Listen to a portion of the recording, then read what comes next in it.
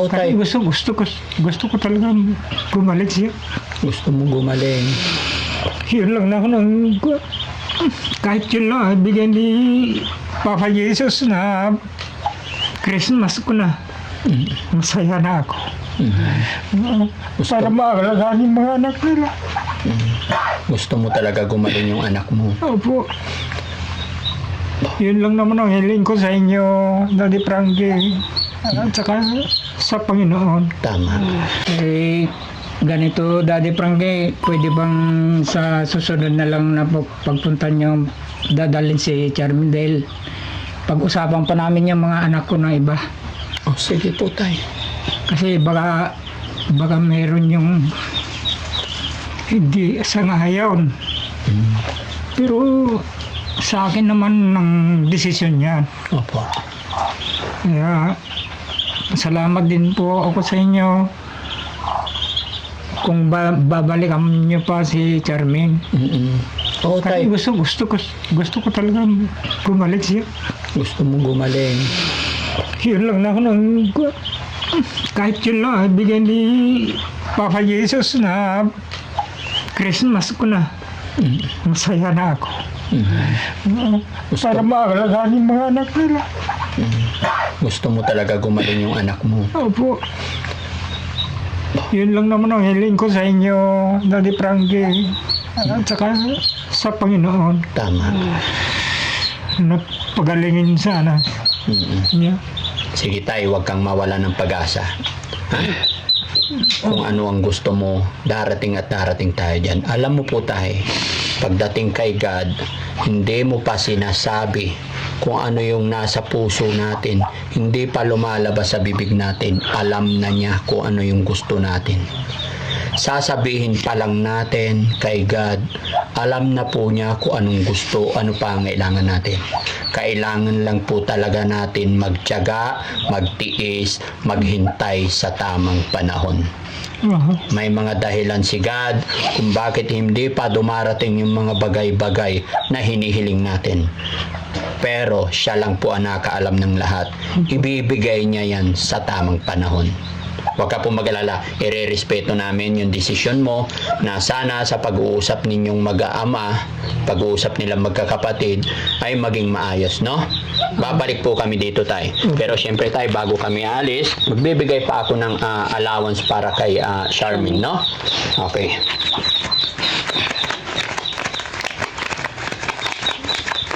Matagal ko nang inihiling kay Papa Jesus siya.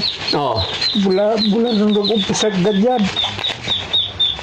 Kaya lang, hindi pa siguro panahon na ibigay sa akin yung inihiling ko sa kanya. opo. Tama. Kaya huwag kang mawala ng pag-asa tay, ha? Laban lang po at huwag mong pababayaan. Nakita mo na ba yung difference tay? Nakita ko kasi nung unang-unang natagpuan namin si Charmaine, napakadumi, hindi napaliguan.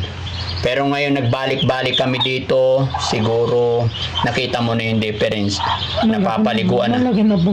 Malaki na. Lalo na yung nagupitan na Mm-mm. parang hindi na yung dating Charmin. Oo. Aha. Ganun lang tay. Lagi mo lang kakausapin, pakainin mo sa tamang oras. Huwag natin siyang babaliwalain dito sa bahay. Minsan kasi tay, kaya lumalalim lalo yung problema ng ating pasyente, ng ating pamilya na may mga ganyang pinagdadaanan. Kasi ang nangyayari isip ng iba, hayaan mo yan. Sira ulo yan. Binabaliwala na. Minsan po, yung iba. Kaya the more na pinapabayaan natin, the more na ini-ignore natin, lumalalim yung problema niya. Ang gawin po natin, tay, ituring natin siyang pamilya na walang problema. I-treat natin siya as a normal. Lalong lalala yun pagka binabayaan mo. Opo. No? So, Kaya lagi kong kinakausap yan. sabay nyo rin sa kain. Ganon. Pagkakain siya, tabi kayo. Kain ka rin sa tabi niya. O kain tayo. Yung mga ganong factor, mararamdaman po niya. Gaya ng aking sinabi, nung unang pinaliguan namin, medyo wild. Magulat ka siguro ngayon, Tay. Hindi na masyado. Nung una namin tanggalan ng kuko, wild na wild. Pero ngayong pangalawa, hindi na masyado. So, ibig sabihin, unti-unti, naiisip niya na yung ginagawa natin is para sa kanya. Kaya hindi na siya ganun ka-wild. Much more pag nadala natin sa bahay pagamutan, napainom natin ng tamang gamot. Okay? Yan ay para sa kanyang anak. O, sige tayo, salamat sa kooperasyon nyo po. No? At ito tayo, magbibigay ako ng 5,000 para sa allowance. Hindi magutuman si Charmaine. Madami na naitulong niyo ninyo sa amin. Huwag niyong isipin yan tayo. Pasalamat po ako ng malaki sa inyo dahil kung hindi namin nailapit sa inyo, wala sigurong pagbabago si Charmaine. Dahil po yan kay God, ha? Laban lang. Salamat po. Walang anuman tayo. Okay. Gano'n din sa mga kasamahan nyo. So, yun, mga kababayan, mga kabarangay. Maraming salamat po muli. At eto, natapos na naman po yung mission natin about kay Charmaine. Gaya na aking sinabi, unti-unti po nagiging maaliwalas yung pakiramdam, maaliwalas yung mukha. Kung kahapon nakaraan na ang problema si tatay sa buhok ni Charmaine na napakaraming kuto, nagkahawa-hawa na rin sa kanyang mga anak, pero ngayon wala na. Unti-unti na matatanggal. Tay, turuan mo na lang yung anak niya na paliguan siya. Mapapaliguan na yan, ha? Okay, so yun mga kababayan, bago matapos ang video ito, samantalahin po namin magpasalamat sa lahat ng mga viewers, subscribers natin na walang sawang nakasuporta. Kayo po ang dahilan kung bakit nagagawa ng Team Daddy Frankie yung pagtulong kagaya ng nangyari sa oras na ito. Kung ano man nagawa namin, kung ano man naiabot namin mga tulong pinansyal, ay kayo po ang dahilan. Kayo po ang reason. Kaya ako at ng aking team ay nagpapasalamat talaga sa inyong lahat. No? Shoutout po sa Team Rise Above, headed by Tita Hanes. Lahat po ng ating mga kababayan OFW. Yan mga kababayan, maraming salamat. Mga kababayan natin nasa ibang bansa.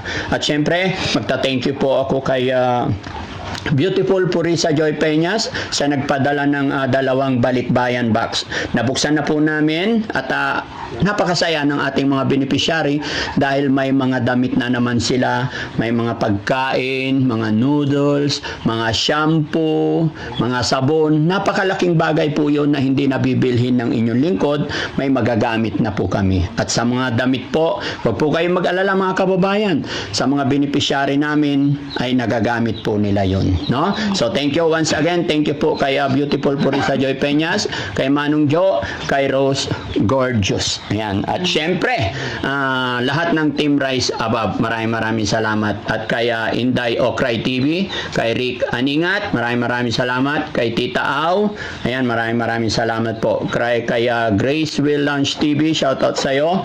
Philippine 888, baka may hindi pa ako nabanggitan, ikaw naman.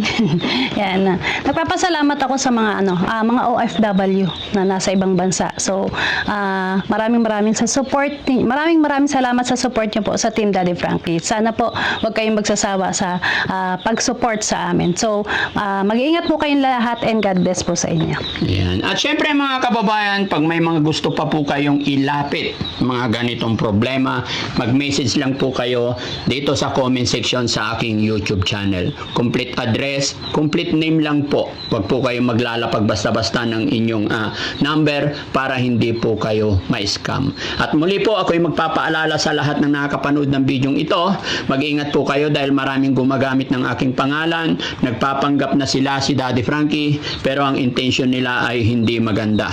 Kung sino man po nagme-message sa inyo at nagsasabi na kayo po ay nanalo sa mga raffle, hindi po kami yon.